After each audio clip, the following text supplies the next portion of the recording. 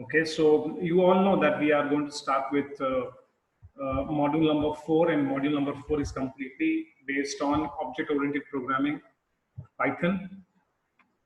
Like I told you yesterday, that any object-oriented programming language has the concept of classes, objects, constructors, destructors, and so on. Same applies to even Python. Python is no different.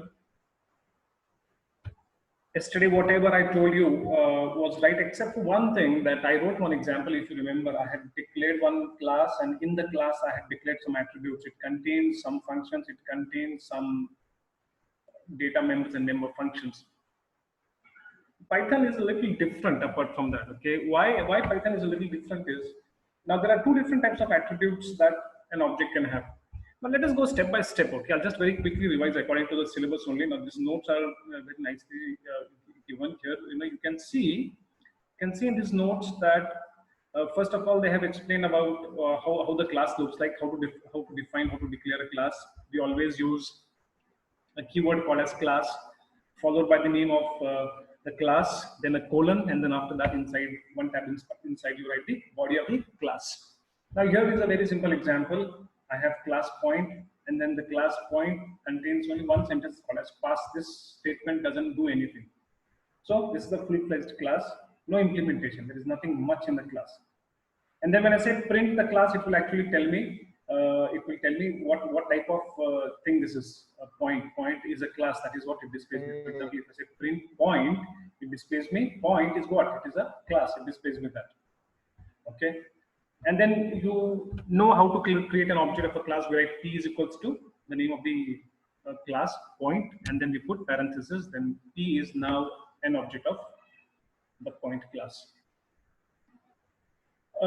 Then if I say print p, it displays me p is an object of which class, and what is the address?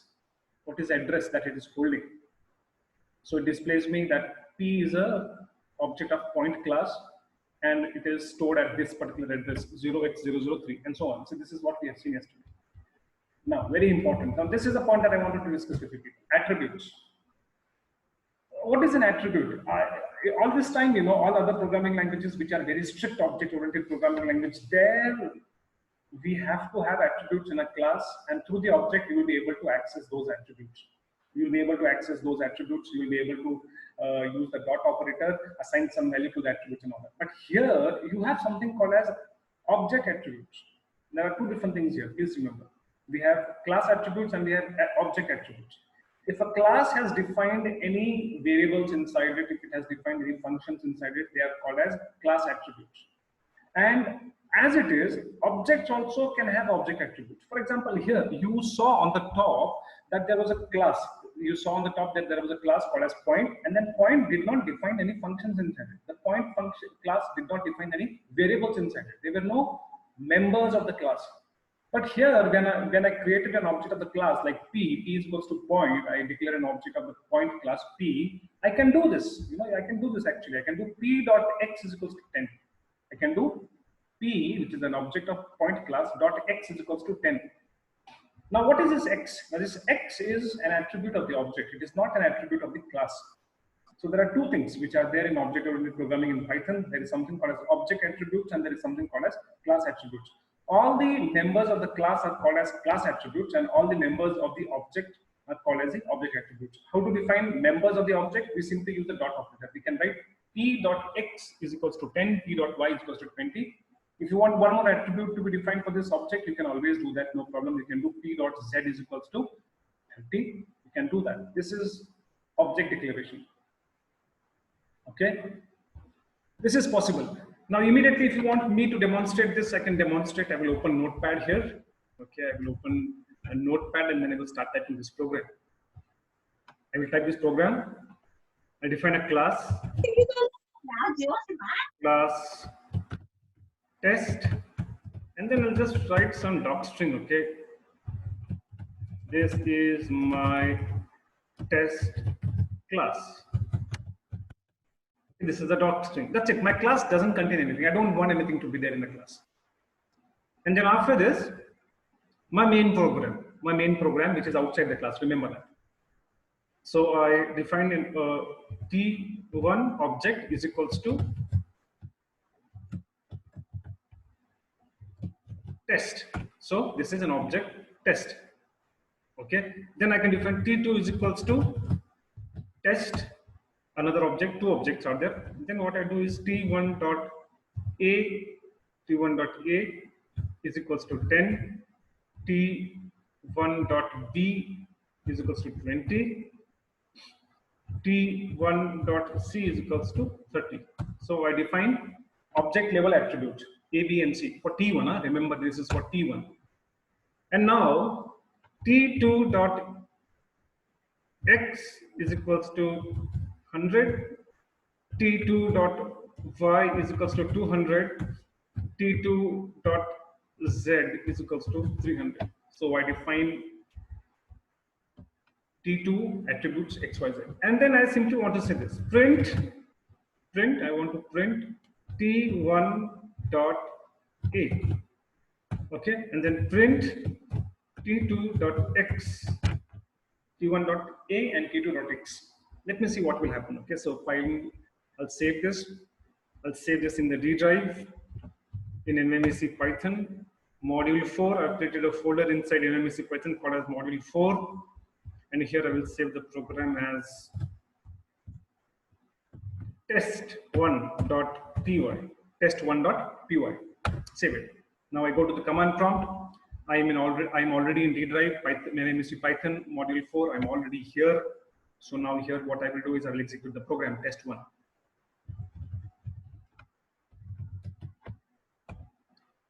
So I executed this program and you saw that it displayed me 10 and 100. It displayed me 10. Why did it display me 10? Because I said print T1 of A. What is T1 of A? T1 of A is 10. So it displayed me that. And then I did T2.x. T2.x is what? It is 100. So it displayed me the two attributes of the object. So what do you learn from this? We learned that objects can have their own attributes. You can define any number of attributes for an object.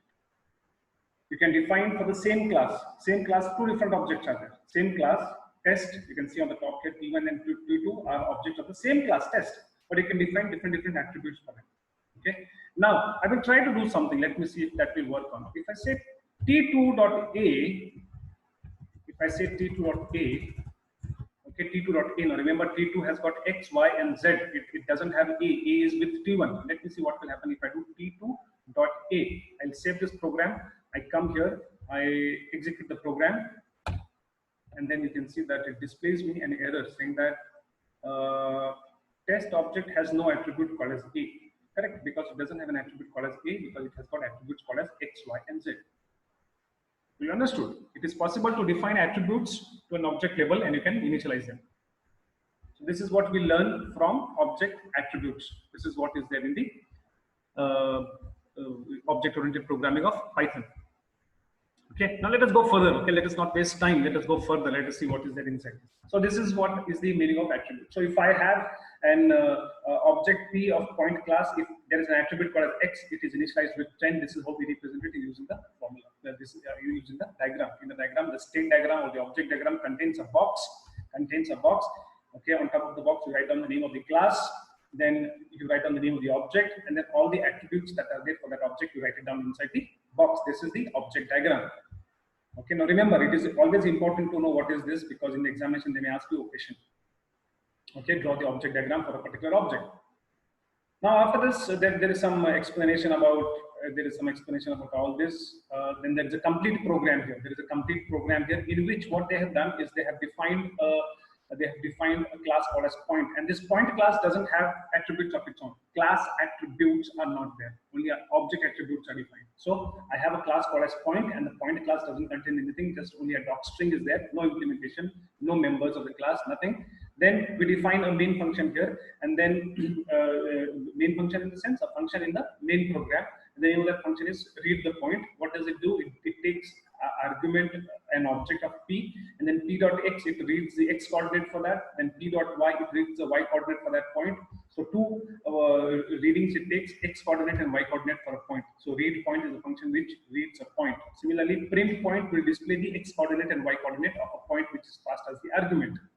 Then there is a function called as distance, which will take two arguments of and these two arguments are nothing but object of point only, P1 and P2, and then it finds what is the distance between the 2 points. So remember, all these functions are written in the main program. They are not inside the class. Then after that, what we do is in the main program only, we define an object called as P1, which is a class point. And then first, we want the user to enter the first point P1.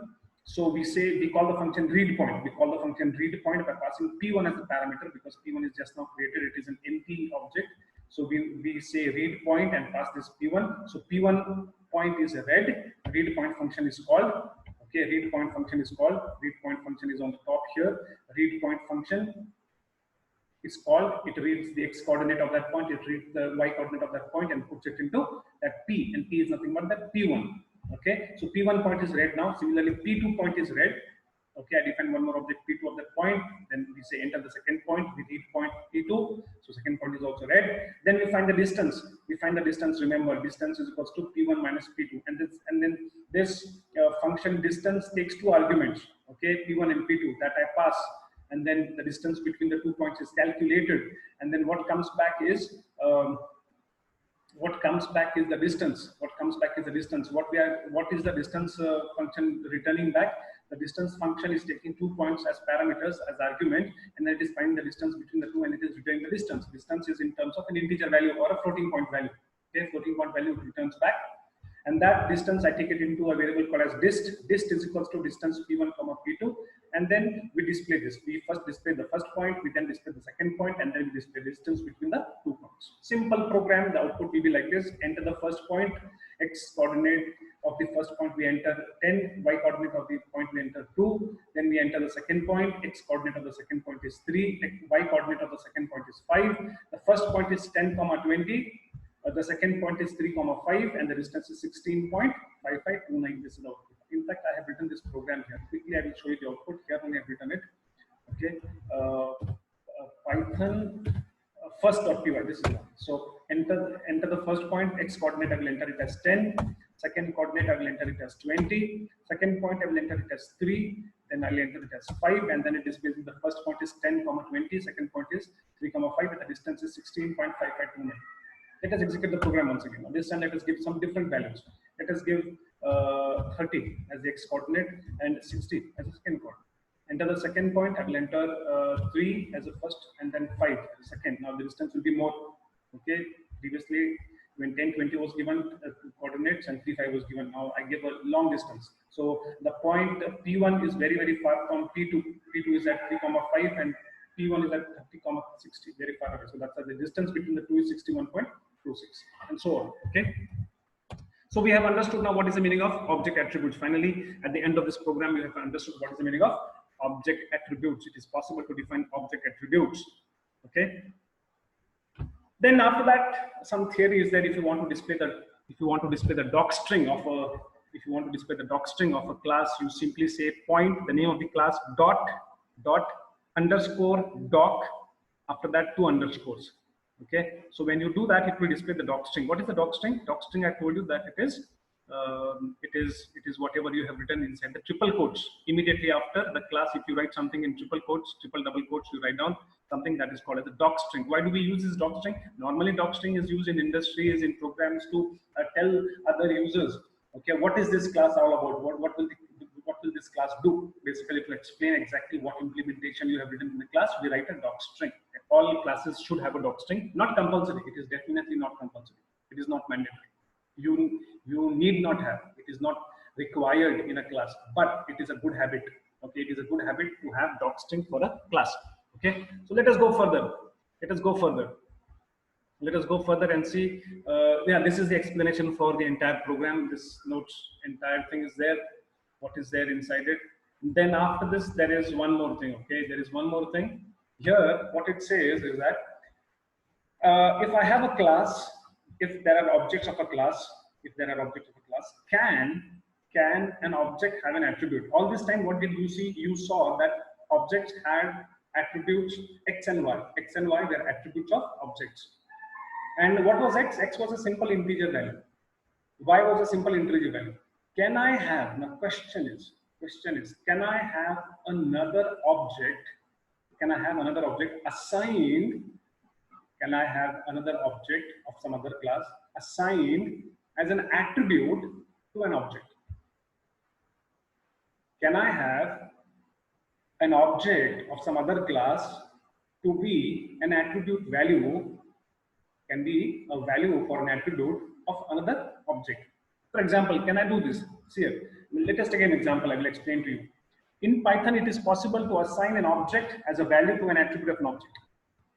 In Python, it is possible to assign an object itself as an attribute value for an object. Let us take an example for that. Okay, that is what it says. It is possible to make an object of one class as an attribute to another class. That is what it says. We are going to learn that now. Now you can read this out, but I will directly go to the example. What it means, I will tell you. Okay. Now let us say that this is an example. I have a class here called as point. I have a class here called as point. It contains only the doc string. There is no class attributes. Simple, no members of the class. Nothing is there in the class. The name of the class is point. Similarly, there is one more class called as rectangle. There is one more class called as rectangle. So we have two different classes here. Okay. Now I define a function called as find the center. Find the center. Okay. Now I will come to the implementation of this later on. Okay. I will come to what is the logic inside written inside find center, resize point. All that I will come to that later on. But I will come a little down here and show you that I create an object of rectangle class. I create an object of rectangle class. Box is equals to rectangle. If I write like this, what does it mean? It means that box is a object of the rectangle class. You know this. Previously, what we did P is equals to point. We did P is equals to point. So P was an object of the point class. Here, box is equals to rectangle. So box is an object of the rectangle class. Now, see what I do. I do this box dot corner. There is an attribute of the box object. Box is an object. Dot. If I write after that, what comes is an attribute. So box dot corner is an attribute, is equals to point. I write down this is equals to point. What is this point? When I write this point, it means that it is an object. When I write this point here, it means that it is an object. So I am assigning an object to an attribute of an object. I am assigning an object as a value. Otherwise, previously what we did p dot x is equals to 100. P dot y is equals to 200. We did something like this. You can see it down here. I have one more attribute of the box object. Box dot width. Width of that box is 100. Height of the box is 200. See, I'm assigning what? I'm assigning simple integer values to the attribute here. But in the first case here, if you look at this, if you look at that box dot corner is equals to, I'm assigning an object. So it is possible to assign an object of a class as an attribute value to another object. Okay. Now see, how do you use it? Okay, so first what you do, you define an attribute called as corner. And what is corner? Corner of a box is nothing but a point. So that's why you're assigning an object of a point to that attribute. Then it has two more attributes. The box object has got two more attributes. Width, to which you assign an integer. Height, to which you assign an integer. Then after that, you want to assign an x value to the point. So what you do, and you know that point has got two attributes. Point has got two attributes, x and y. So you can do this. Box dot corner dot x is equal to 0. Box dot corner dot x is equal to 0. Box dot corner dot y is equal to 0. So you are trying to say that one of the corners of the rectangle is at the origin. Origin is at point 0, 0. So you are assigning to one of the corners of the rectangle the x coordinate and the y coordinate by using a point object. So you can say box dot corner. What is corner? Is the object. Box dot corner dot x is equals to 0. Box dot corner dot y is equals to 0. Why you are using x and y here? Because x and y are the attributes of point class. X and y are the attributes of the point object. Okay, so that's why you are assigning 0 and 0 to it. So this is what is an example of assigning. In the examination, I will tell you how they will ask this question. In the examination, they will ask this question like this. They will tell you, with the help of an example program, demonstrate. With the help of an example program, demonstrate how an object can be assigned to an attribute of another object. Demonstrate with the help of an example program how an object of a class can be assigned as a value to an attribute of another object. Okay, so in that case, you have to write the same example, no problem. Now see, what is this example doing? This example is actually doing something very simple. There are two classes called as rectangle and point. there is a function called as find center. So if I pass rectangle object, as the attribute to find center, it will give me the center point of that rectangle. It will give me the center point of that rectangle. Okay, and there is one more function called as resize.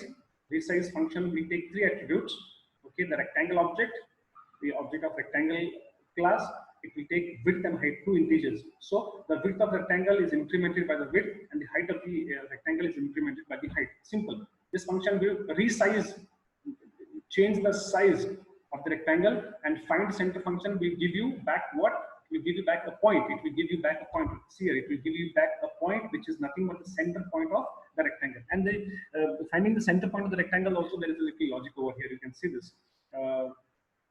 You can see this here, that the rectangle is passed to you. So it takes rectangle at a corner, it takes the x value of that plus rectangle of width by 2. Finally, you have to reach to the middle point. So width by 2 will give you the x coordinate of the center point, and height by 2 will give you the center point of the y coordinate. So then when you pass this x and y back, you actually get a point which is the center point of the rectangle. Okay, so rectangle is passed to you.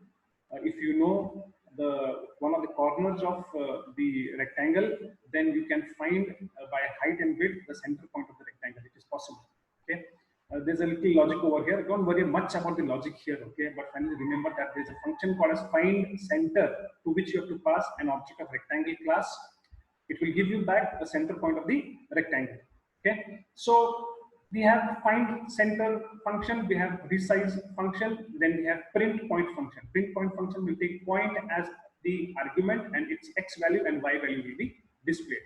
Okay, so now what we do is we create an object of box, rectangle called as box dot corner. We define a point, box width we define, box height we define, box corner dot x we define, box corner dot y we define, and then after that we want to display. So the original rectangle is, we display the width and height. We display the width and height, the original rectangle. Then we find the center of that rectangle. How to find the center of that rectangle? Find the center is a function which we have written on the top, to which you have to pass an object of the rectangle, which is box, because box is created here. And then what comes back to you is a center point. Center is an object of point. So after that, the center of the rectangle is, you can display the point by calling the function print point and pass center as the parameter to that. Okay, and after that, resize the box by passing box as a parameter. Pass the width, how much you want to increase, height, how much you want to increase. Then after that, what comes back to you is the resized box. So display that rectangle after resize is box dot width, box dot height, and then after that, okay, find the center of the resized box. So find center of the box because it is resized now. Center comes back in center, and then display the center, and then the output will be like this. Original rectangle is 100 and 200. The width was 100 and the height was 200. The center of the rectangle is 50, 100. This is the point where the center of the rectangle was. Rectangle after resize, you passed what? You wanted to increase 100 in the width, and I think when you passed resize, you passed two values there on the top. You passed what? 50 and 70. Okay, so when you added that to the already existing this, so you got after the resize, width was 150 and height was 270, and the center of the resized box is 75 and 130. Quite simple. This may sound a little confusing to you people right now, but it is all very simple. Just go through it once. You will understand exactly what we are planning to do here. This is a demonstration to show that an attribute of an object can be another object. An attribute of an object can be another object. This is the example for that. Okay, so you can write down this example. Or if you want to write down a much simpler example also, you can do that, no problem, it is up to you. But if it is already given here, you can do that. Okay. Now, let us go further and try to see. Yeah, you saw the output of this program now. This is a little explanation about what program we have written on the top. This is explanation for that. And what we have done in this is we declared an object of the rectangle class called as box. Box had three attributes. The first attribute was corner. Corner is another It's an attribute which takes object as value. Then we had width and height, two more attributes of the class to which we assigned 100 and 200. Okay, and this is how we can represent it in the object diagram. So box is what? Box is the object, rectangle is a class. How many objects, how many attributes are there for this box object? Width, height, and corner. And what is corner actually? Corner is an object of another class, point. So you can write a dash like this, write this box once again, and inside that x and x you can write that. Because what is corner? Corner is not a simple variable integer like width and height, it is an object. So that's why you have to write it like this. So this is an object diagram for the box object of the rectangle class. This is explanation for all that. Now, yeah, this is the logic I was telling you. You know, this is the logic to find the center point. How, if I know the height, if I know the width, and if I know this x and y, can't I find the center point easily? You know, I know the height, so to x I will add this part. This part I will add to x coordinate, and this part I will add to y coordinate. Okay, so height by 2 and width by 2 will give me the center point if I know x and y. So the logic of how to find the center of the rectangle is given here. Very simple. You can read this from this. Okay, from the notes you can read this. And then two very important things I want to explain to you today, very, very quickly. I don't want to waste my time on this. Okay, and the thing is, alias, very important point here. See, if I have an object, of a class P1 is equals to some class. If I do P1 is equals to P2, what happens is in the example here on the top you can see here, I have a class called as point.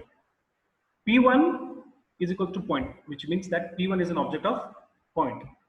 I assign attribute of P1 as 10. I assign the attributes y to 20. Okay, I assign y to 20, and then P2 is equals to P1. What I do is I make a new object P2 and I assign the P1 value to P2. Okay, I assign the P2 value to P1 value to P2. Now remember, P2 is not a new object. It is only a reference to the same object. It is only an alias. It is only another name to the same object. Alias means another name to the same. Okay, another name to the same object. The general meaning of alias is that it is a different name given to the same person. I have an alias. If I say my name is Naveed, okay, I have an alias called as XYZ. Okay, which means that my another name is XYZ. So similarly here, P1 is the actual object. If I say P2 is equals to P1, I'm actually making one more reference. I'm actually making one more variable which actually points to the same object. So now I can access this object using two names, P1 also and P2 also. Okay. So how do you prove that it is pointing to the same object? I can simply do this. I can simply do print P1. If I print P1, you know that it will display me that P1 is an object of which class, and then it also displays me the address. So if I say print P1, it will display the same thing. If I say print P2, it displays me the same thing. See, you can see that the addresses it is pointing to are the same. The addresses it is pointing to are the same because it is the same object, but two different names are given to it. This is called as alias. Okay, alias or alias, whatever you want to call it as. Now you can draw the object diagram like this. An object of the point class, P1 is also pointing there and P2 is also pointing there. In simple diagrams, this is how it is shown. And after this, if I say P1 is P2, if I ask the question, is P1 is P2, it will say true. If I ask, is P1 equals to P2, it will say true because they are both equivalent and identical. They are identical also and they are equivalent also. They are same. So in both the cases, it will display me true and true. Okay. Now let us go further. Okay. Now, I don't want to create an alias. I don't want to create an alias. I want to create a new object altogether. Okay. In the previous example here, P1 and P2 are the two different names given to the same object. If I change the value of x using P1, remember P2 also will see that change because it is pointing to the same object. If I say P1, right now what is the value of P1? X, it is 10. What is the value of X? It is 10. What is the value of y? It is 20. If I do p1.x is equals to 100, if I do p1.x is equals to 100, and if I display print p2.x, it will definitely display me 100 only, because the value of x has been changed using the p1 object. Okay, because they are both pointing to the same object. But I don't want to do that. What I want to do is I want to create a new object altogether. I want to create a new object altogether. Okay, and I want the values also to be the same. Like here in this example, you can see I want to create P1, which is having its own object in the memory, P2, which is having its own object in the memory. So two different memory locations for two different objects. I want to do this in Python. In Python, this is achievable by using the copy command, copy function. We use a function called as the copy function. Okay, we use a function called the copy function. And how do we do this? We simply do it like this. You can see it here. I have a class called as point. P1 is equals to point. P1.x is equals to 10. P1.y is equals to 20. Simple. I define P1 class object of the class point. Next. Okay, I want to copy this. I want to create a new point. I want to create a new point with a different memory location with its own x and y copies. I want x and y of that P to be the different. I don't want it to point to the same object. So for that, what I do is I import a special library or a special module called as copy. There is a special module I have to import that in my program. I have to say import copy, and then after that I do copy is a module. Inside that copy is a function. So I do copy.copy into bracket P1. So I call this function copy. I call the function copy.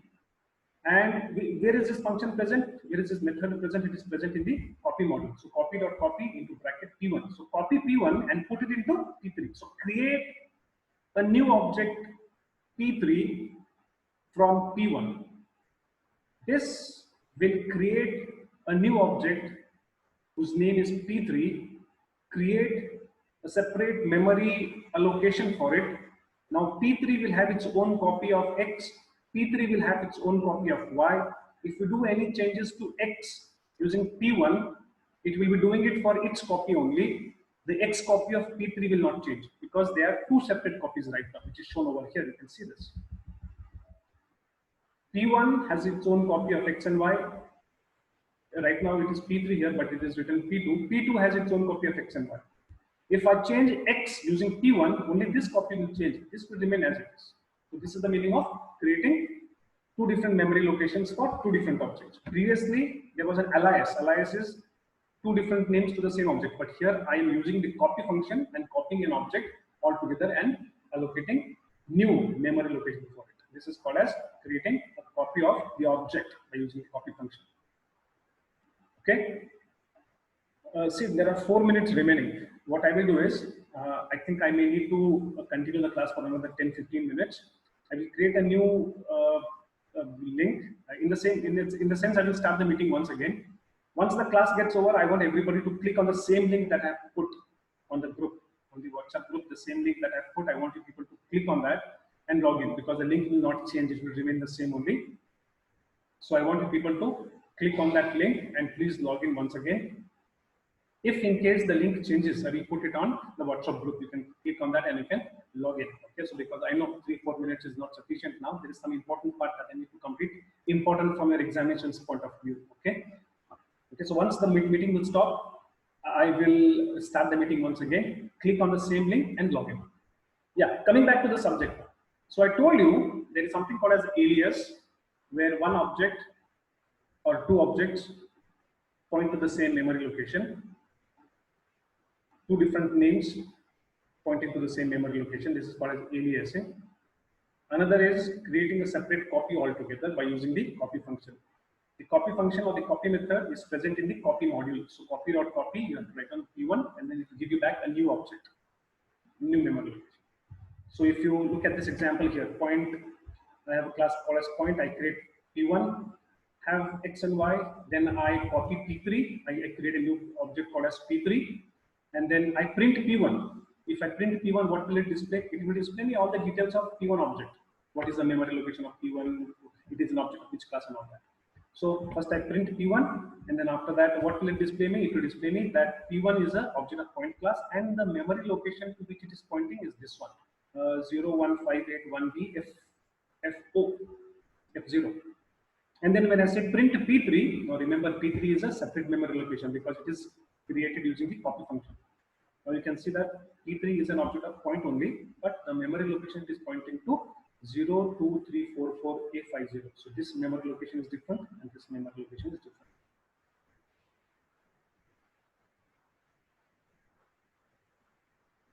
Okay, so what did we learn? We learned that it is possible in Python to create two objects from an already existing object. All the values will be copied as it is, but it will give you a new object with a new memory location, with a separate memory location. That will be more better. A separate memory location for the new object. And down here, if you see, observe that the physical address of the object P1 and P3 are now different. Yes, of course, we can see that. But values of the attributes X and Y are the same. Now use the following statement. Okay, values are the same. If I print p3.x, p3.x it will display me 10 only, p3.y it will display me 20 only. Values will be copied for different memory location. Now, when I do this, p1 is p3 false because it is different. It is not pointing to the same memory location. They are two different things. Is p1 equals to p3? No, they are not. They are not. So this also will return me a false. This will also return me a false because they both are not the same. P1 and P3 are not pointing to the same memory location. They're not pointing to the same memory location. We use the is operator to check whether they are identical or no.